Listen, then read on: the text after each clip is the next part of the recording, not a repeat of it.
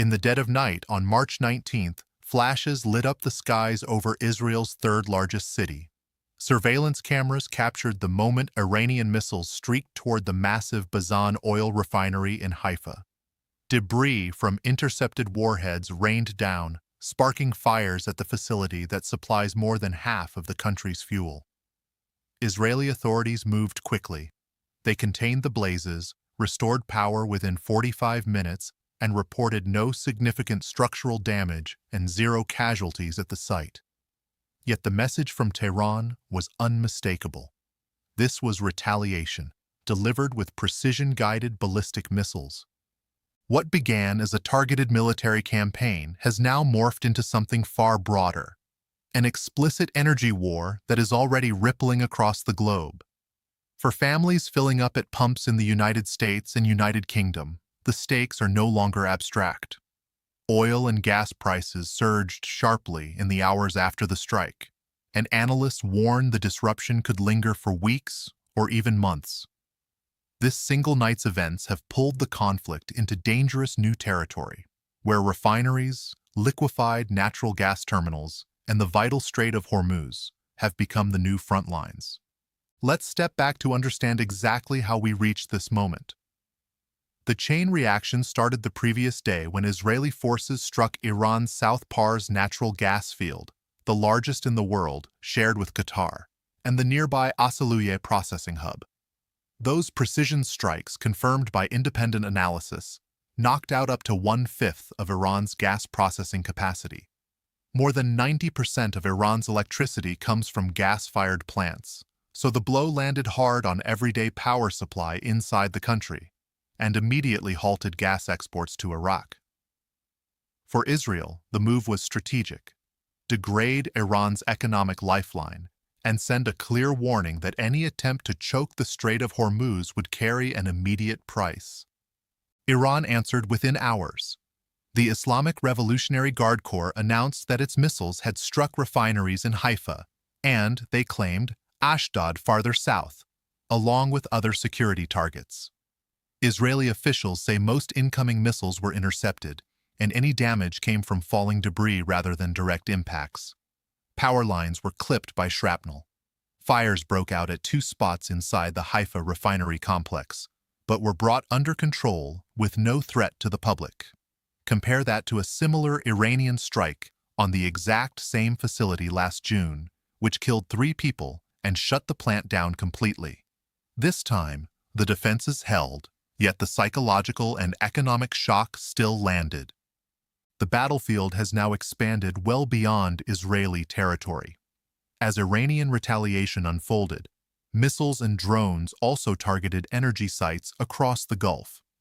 Qatar's massive Ras Laffan liquefied natural gas hub suffered extensive damage, knocking out roughly 17% of the country's export capacity and threatening an estimated $20 billion in annual revenue. Saudi facilities came under fire too, though intercepts prevented worse outcomes. These are not random targets. Qatar supplies critical liquefied natural gas to Europe and Asia. Any sustained outage here directly threatens winter heating bills in the United Kingdom and industrial supply chains in the United States. Markets reacted instantly. Brent crude spiked several percent in early trading as traders priced in the risk of further disruption in the narrow Strait of Hormuz, the choke point through which nearly 20% of global oil flows. This shift to economic warfare echoes 2 earlier chapters in Middle East history. In the 1980s tanker war, Iran and Iraq repeatedly attacked oil tankers and offshore platforms, driving insurance rates sky-high and forcing naval escorts. In 1973, the Yom Kippur War triggered an Arab oil embargo that sent prices through the roof and forced Western economies into recession. Today's version is faster and more precise, blending ballistic missiles with the same strategic aim: make the pain felt far beyond the battlefield. While the missiles flew, the political conversation in Washington and Jerusalem took a sharp turn. President Donald Trump publicly distanced the United States from Israel's South Pars strike. In a Truth Social post and comments to reporters, he said he had told Prime Minister Benjamin Netanyahu, "Don't do that," and that Israel would not repeat attacks on Iranian energy sites. Trump described the move as driven by anger rather than coordinated strategy.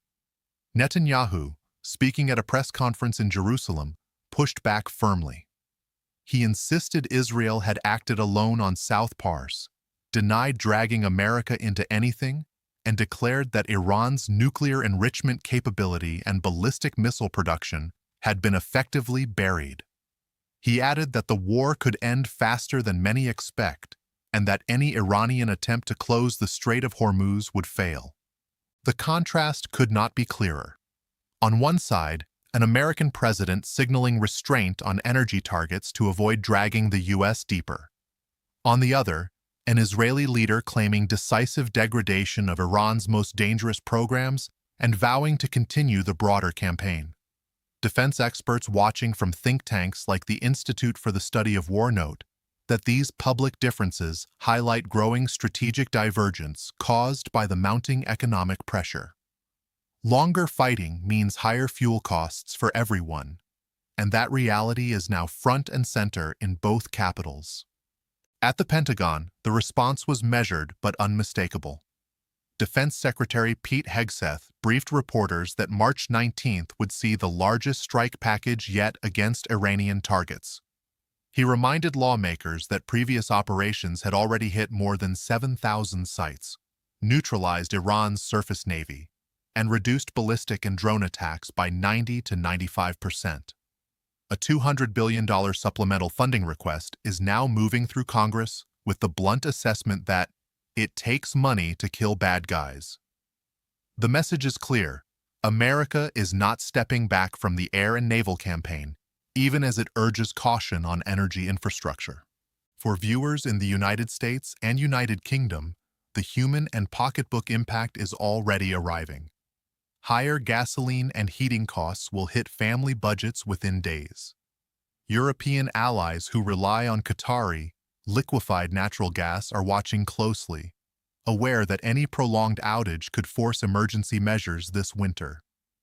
Social media platforms lit up overnight with verified surveillance footage of the Haifa flashes and smoke plumes, while Reddit threads in credible defense communities debated whether the refinery damage claims understated the long-term risk. Independent analysts on X echoed the same point. When energy becomes the weapon, ordinary citizens on every continent feel the consequences first. The situation remains fluid. No further strikes on Haifa have been confirmed in the last several hours, but Iranian threats against Gulf shipping continue.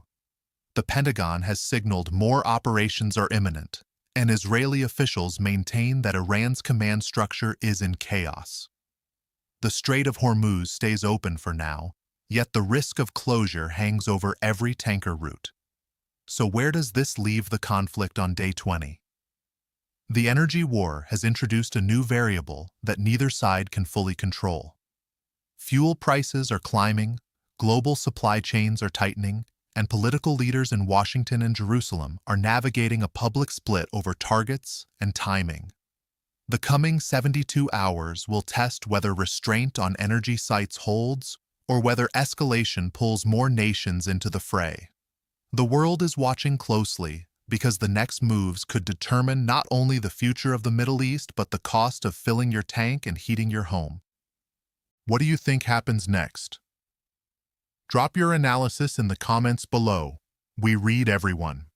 If you want deeper breakdowns of the weapons, the maps, or the economic fallout, hit subscribe and turn on notifications so you never miss an update. Stay informed, stay safe. This is the front line of a war that now reaches every corner of the global economy. But the real twist emerged in the early hours of March 20th, as fresh intelligence assessments began filtering out of CENTCOM and allied monitoring stations. What looked like a contained exchange of energy blows is quietly evolving into something more asymmetric and unpredictable. Reports from Gulf Maritime Tracking indicate that Iranian fast boats, small, heavily armed IRGC vessels, have started shadowing commercial tankers in the Strait of Hormuz again, not closing the waterway outright, but forcing rerouting and delaying transits. Insurers are already quoting premiums at levels not seen since the peak of the 1980s crisis. One major shipping firm rerouted 3 supertankers bound for Europe overnight, adding days and millions in costs to journeys that supply refineries in Rotterdam and the UK's Grangemouth. This low-level harassment is classic Iranian gray zone doctrine. Apply pressure without crossing into full blockade, which would almost certainly trigger direct U.S. intervention under existing commitments. Yet the psychological effect is immediate. European natural gas futures jumped another 8% in Asian trading sessions, and analysts at major commodity houses now model scenarios where sustained disruptions push Brent crude toward $150 per barrel by summer if the pattern holds. For households in Manchester, Birmingham, or small-town America, that translates to heating bills that could rise 20 to 30% before autumn. The energy shock is no longer hypothetical. It is embedding itself in forward contracts and consumer expectations.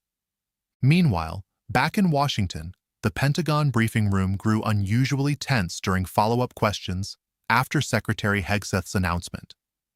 When pressed on the scale of the promised largest strike package, he pivoted to a rarely used phrase: overwhelming precision applied across domains. Behind closed doors, sources close to the Joint Staff indicate the day's operations incorporated elements not previously highlighted.